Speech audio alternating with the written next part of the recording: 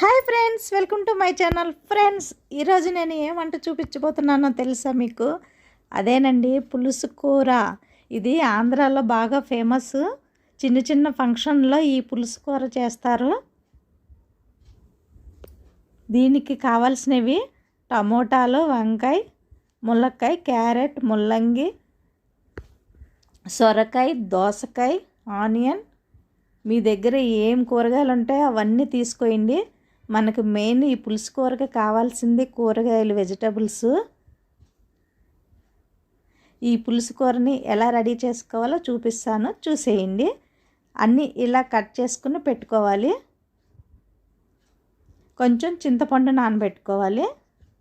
ఇప్పుడు ఒక గిన్నెలోకి ఈ కట్ చేసుకున్న ముక్కలన్నీ వేసుకోవాలి.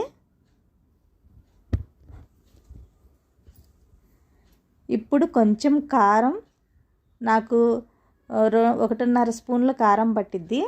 మీ కారంకి మీకు టేస్ట్కి తగ్గట్టు కారం చూసుకొని వేసుకోండి.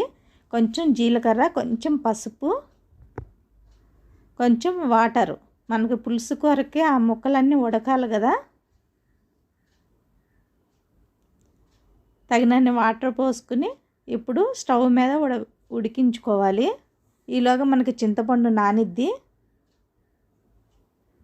ఇప్పుడు పిల్లలకి ఏం తెలుసండి, ఈ పులుసు కూర అన్నీ పప్పులు, ఫ్రైలు అంటారు. అప్పుడప్పుడు ఇలా పులుసు కూర కూడా పెట్టుకుంటే అన్ని విటమిన్స్ వస్తాయి. ఇప్పుడు కొంచెం కొత్తిమీర, కొంచెం బెల్లము, కొంచెము వెల్లుల్లి చితక్కొట్టుకుని వేసుకోవాలి.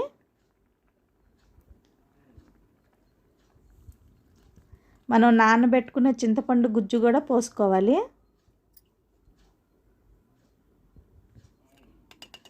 కొత్తిమీర, బెల్లము, వెల్లుల్లి ఇవి బాగా ఉడకాలన్నమాట.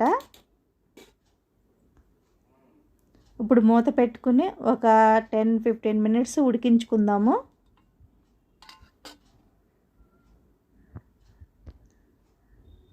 వావ్, చూసారా, మనకి ముక్కలన్నీ బాగా ఉడుకుతున్నాయి.